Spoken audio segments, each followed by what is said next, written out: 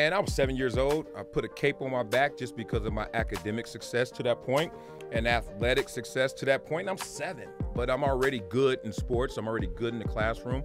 And it started with one word: identity. Champions are made and cash always follows. But where did it all start? These are the true stories of the blockbuster sports deals that went down in the locker room, boardroom, and between the lines that made many people very, very wealthy. This is The Playbook. This is Dave Meltzer, CEO of Sports One Marketing, and I'm here on Entrepreneurs, The Playbook. And this is an old friend here. And Yes, sir. I think we have one thing in common. We have the same trajectory. Back when we were Just You famous, we did with Leigh, we did a movie with Jamie Foxx, and he told me it was his first dramatic role, Any Given Sunday. And he told me at that time, he goes, Dave, I'm Just You famous. I go, what the heck does that mean? He goes, when I go to a club, they're like, Just You. I like that. And now I think we're almost elevated that we're not Just You famous. Like, we go people, you can at least get our wives in, right? Exactly. Well, hopefully not my wife. Let me not stop that at the club. But I get what you're saying, man. How you been, DM? I've been really, really well, man. What a pleasure to be here in the ESPN studios with you. This show's about understanding the playbook, and you're one of my favorite people, but also players. I'm a San Diego fan. Yes. And Yes, sir. love to watch you play. And I love a guy that's a heady player. You're an Ivy leaguer. You went to one of the schools that I wanted to go to. I just wasn't good enough. Oh, don't do that. I speak at Columbia now. Okay. I go to New York, and my favorite opening line is, you guys rejected me for undergrad and for law school. Now you're paying me to speak here. I got the ultimate revenge, right? You won. Well, anyway, let's start with the playbook. I want to start with some of your personal values. Okay. Right? I think most successful people on and off the field, like yourself, have very strong personal values. Yeah.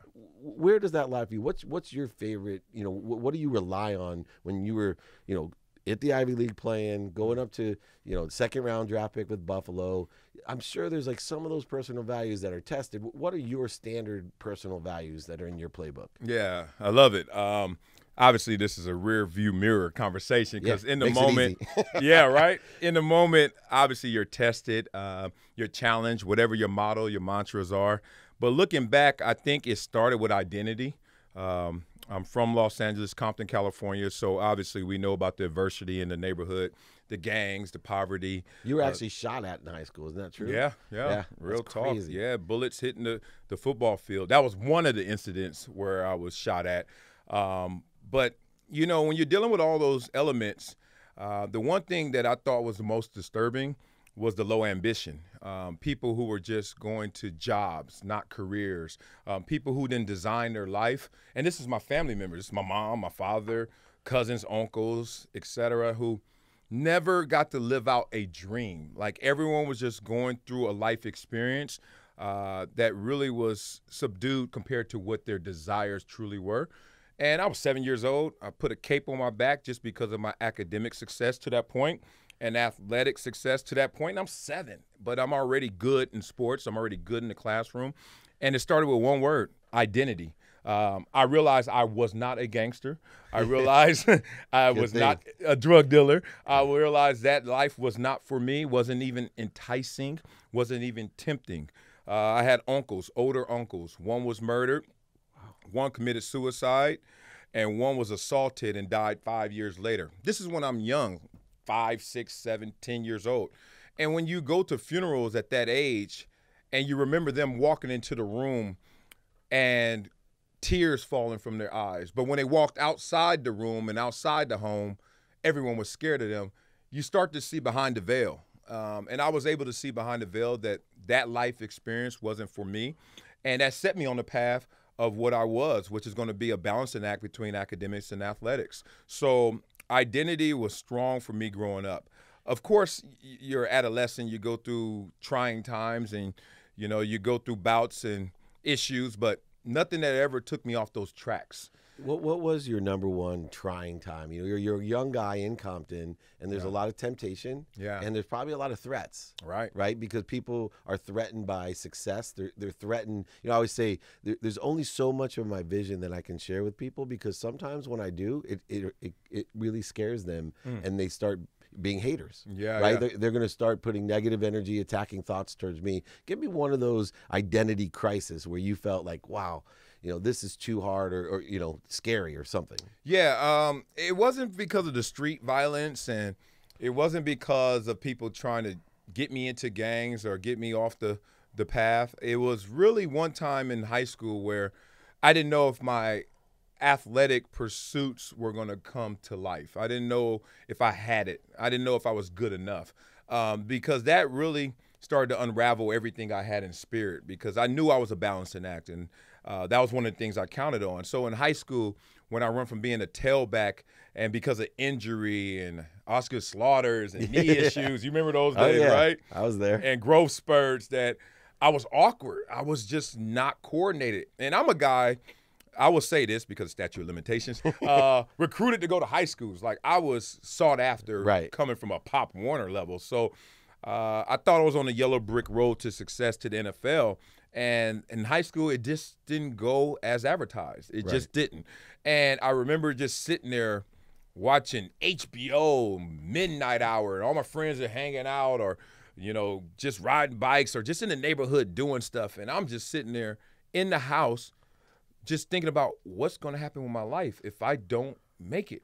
And that was a trying time for me. And what helped me get out of that is I've always been a person that counts who's with me, not who's against me. Nice. So I know people think haters exist, and I know it's a real thing, but I never give them the time of day. Like, I literally have no energy, no attention. I can't even count how many haters I have because I'm steadily looking for who's in my corner, who's on my side, and I just add from there. I tell people all the time, 7 billion people on Earth. Why waste your time with those people that aren't aligned? You know how long it takes you to convince someone that's against you to be for you? You know how much energy just one person. Yeah. Why waste your time? Exactly. Right? Take all the people that are for you and help them, right? The more you can be of service to the people that are for you, the more people will be for you. And I say so many people, and you see it in the league, right? They waste so much time, especially with social media. They're so worried about what everyone else thinks.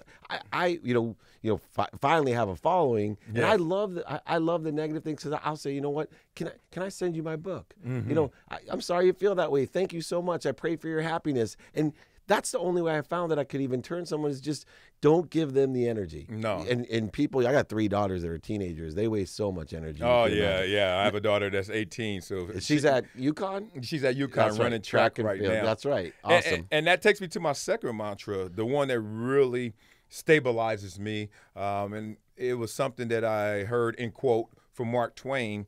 Life is a competition between you and yourself. Yep. Once I heard that, I mean, literally epiphany, literally light at the end of the tunnel. You cannot take me off my path ever, ever, ever. And why and how did that materialize in my life? It was simple. Like you said, when someone's not with me, I spend no energy convincing you, because my success will be my revenge. But beyond that, you're not in the competition with me. It's about me getting derailed by something you said. Or is it about me being disciplined to what my desires and my goals are? So simply through every endeavor I go through, and look, there's a cooling off period. I got to take a deep breath. I got to remember, Mark Twain, come on. Right. But yeah, I just know that through all my success and failures have come down to me staying true to whatever is guiding me. And that's usually a desire, a goal, and actions. And anyone else who's saying anything else, hey, they'll find out later, like everyone else. The truth always comes out. I have a saying, enjoy the pursuit of your own potential. Right? That's all. Just enjoy that pursuit of the own potential. And another story comes to mind is, there was one of those master kung fu guys that took on 10 people in the big circle. Oh, all right. And he kicked everyone's butt. Did they come one at a time, like on TV? No, even did worse. They all come at 10? They all came, he beat them all? Right. And he comes off. And so the question was, how did you stay centered? Because that's what you're talking about. Sometimes I'm off. Yep. But he said, the funny thing was, I was never really centered. What you didn't see was I learned how quickly I could get to center. Most of the time when all those 10 were, I was off balance. I was I was on the defense or the attack, but I learned how to get back to center. And you seem like someone to me that, you're human, right? You're very emotional like me. Yes. But you don't stay. And when we're younger, I'm sure I could get stories from you where you wasted energy, got upset. Big time. But how much money, besides money, how much time and energy were wasted if we just simply go back to center and it just doesn't matter. You actually were, if I'm not wrong, the national champion in typing. 82 words a minute. Is that true? With one error. That's the key part, because it's not just the speed, it's can we read what you just wrote and what you just typed? And, yeah, 82 words with one error in the 8th grade. I won the national champion typing. See, if you weren't a great football player, you knew you had another career. Right. You could have written different books, pay grade. Yeah, definitely different pay, but longer career. Yeah, exactly, man. That's awesome. Well, let's move a little bit into mentorship. One of the things in the playbook that I see, you have these personal values like identity, being centered like you are, but moreover, there's someone that helped us. Yes. Right, and you have some really strong figures in your life. Tell me about one of those people that was your true mentor. We have our spiritual mentors like Mark Twain and that, but who really helped you, guide you through that vision that you have and this great attitude that's going to just continue to make you the man? Yeah, I think my upbringing, it was the 4 pillars. My mother, my father, my grandmother, and my sister. Let's start with my sister. Just my biggest cheerleader. Someone who always told me to keep my pom-poms close and make sure I cheer the loudest for myself. Nice. You watch any game, it's interesting if you watch fans and cheerleaders. When the team is down, the crowd is quiet. The cheerleaders don't even want to dance, right? But as soon as we win, everybody wants to cheer and jump up, right? Which is just the complete opposite of what you need. When you're down, you need people to go rah, rah, rah, lift rah. You up. My sister told me that at an early age. Pump yourself up, especially in your down moments. So she's one. My grandmother, who always told me not to give a damn. Like, baby, do you. Don't let them steal your joy, and don't give a damn. Like, just whatever you set out to do, go get it, and just don't give a damn. So she, Gangsta G, as they called her, she didn't care about anything except her babies going out there and winning in life. My mother is my mother and father was a balancing act for me as well in the house. My mother is the crayons, and my dad's the coloring book.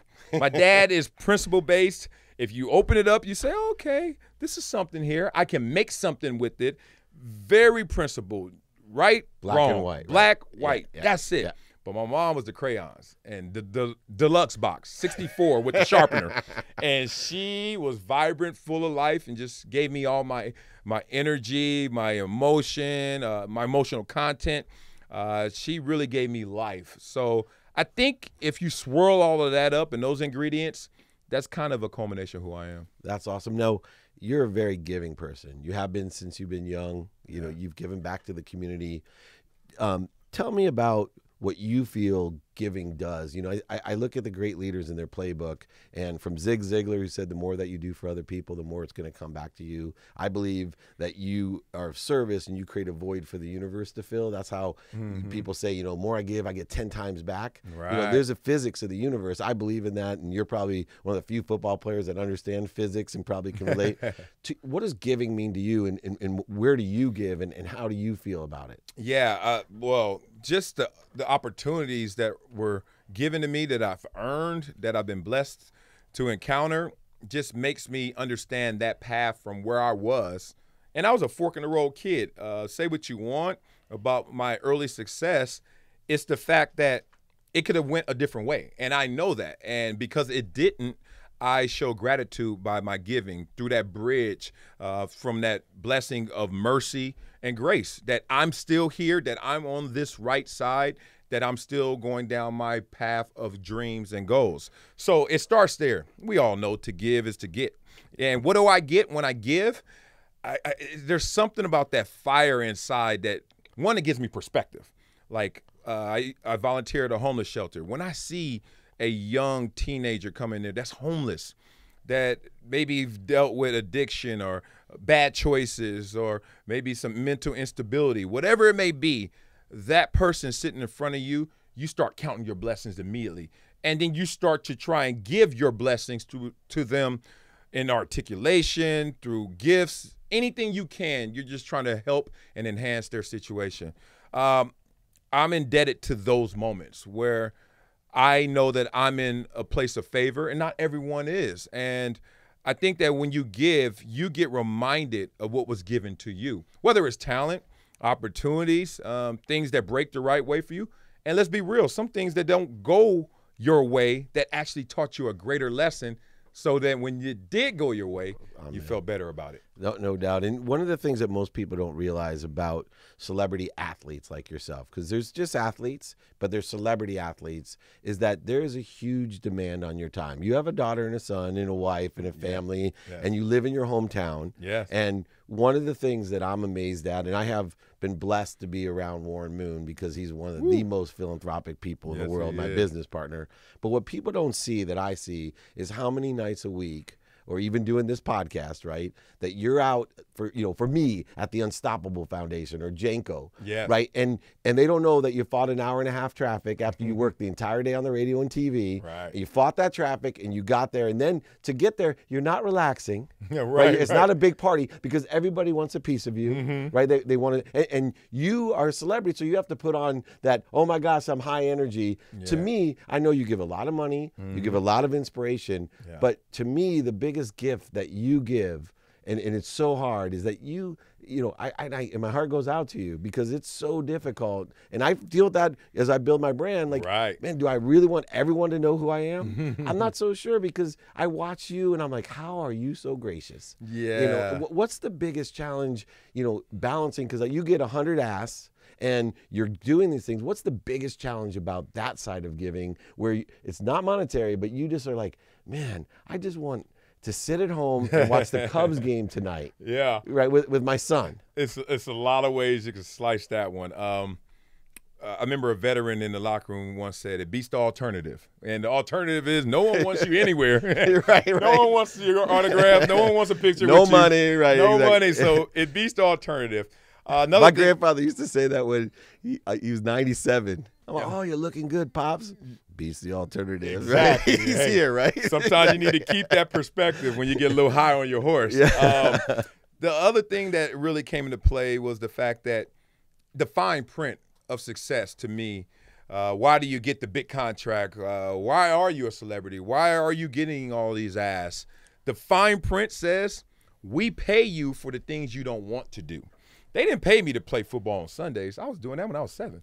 I was playing football since I was a little one. Before I even knew who I was, I knew what that was. So they don't pay you for Sunday football. They pay you to go to practice. They pay you to make sure you're in shape. They pay you through injury to make sure that you're taking care of yourself, eating right, signing that 1,000th autograph, making sure you show up to all these endeavors they have scheduled for you.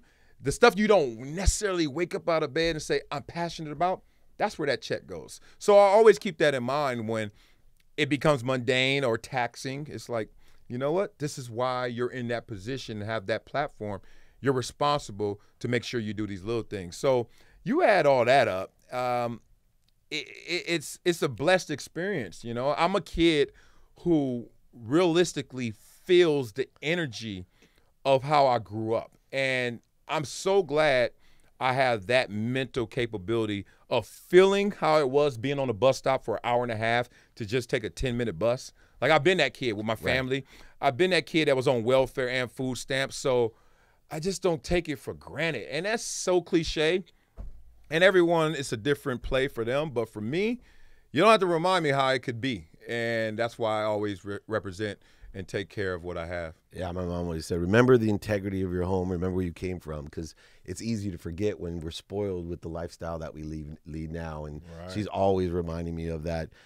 2 quick questions. This one, I call it the dummy tax. Okay. Right? Everyone thinks that you make it, and you made it and it was easy, right? Oh, yeah. They don't know the bus stops. They don't know the riding the bike and all this stuff that we had to go through. Yeah. But what's the biggest dummy tax that you paid? The biggest mistake that if you could go back and tell all these other kids in high school or in college and say, look, just, I did this and I wish I wouldn't have. What would that be? How long is the podcast? I'm not lying, Lord. Just one good one. One. I think it would have to go to money. It would have to. 'Cause, all the other lessons. Look, Shannon Sharp was blocking me as I was a rookie. He was an all-pro veteran, future Hall of Famer at the time. And he's blocking me during the play. He sees I'm frustrated. He's laughing, coming back to huddle, block me again, hold me, didn't care. Not getting called. He's Shannon Sharp. I'm the rook. And then one day he was like, man, stop stressing. Stop tripping. It's all about M&Ms. Block me again, hold me again. I was like, what's M&Ms? This is during a game. Yeah. Real talk. He said, money and memories. I said, He said, that's all you're going to take from this game, money and memories. So let's go to the financial lesson. First, learn what the value of money really is, the value of $1. And I put my hand up in the air. A lot of people put their hands up in the air. My two best friends, both are Wall Streeters. So I had advanced education in the value of money, but learn what $1 and the power it has behind it, because too often we're given that and not knowing the power we have in our hands. So the biggest dummy tax, whether it was I was engaged 3 different times, so, oh, Lord, that's 3 different lives and households. You can stop there. Just stop there. Calm down, y'all. And rings out here and cars there. Okay. Like, you know, it's the same story, but really just understand what you don't know and respect that you don't know it, and don't be in fear to find out what it is. And I think our egos getting involved. We become the man of the house at 21, 22, and it's like, who do you ask in your surroundings? So then if you have to ask someone else who's not in your comfort zone, then you're like, I'm trusting this stranger. How do I know if I could trust them, or are they robbing me? And the vicious cycle continues. Yeah. So find someone that you can trust that can educate you about the power in your hand, that $1.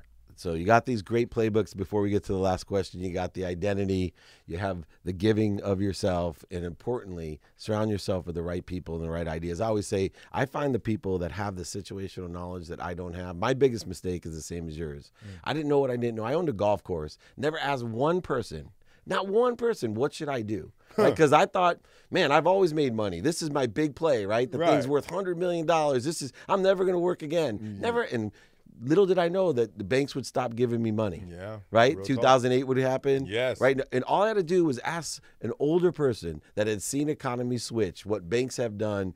And it's so important to have a mentor, to someone to find the trusted sources, the advisors. And I will tell you too, just because somebody loves you, and you found this out when you got money, doesn't mean that they give you good advice. Right? And we have people in our lives that adore us, love us, but they don't know anything about what we're dealing with, houses and cars and Wall Street and equities and annuities. And we're asking them for help thinking, whoa, that's my mama, right? She knows everything. And all of a sudden we resent them because they make us, give us bad advice. Last question, my favorite one, we'll let you go. What legacy does Marcellus Wiley want to leave? Oh, wow. My legacy is probably differently defined than the average. It's not so public.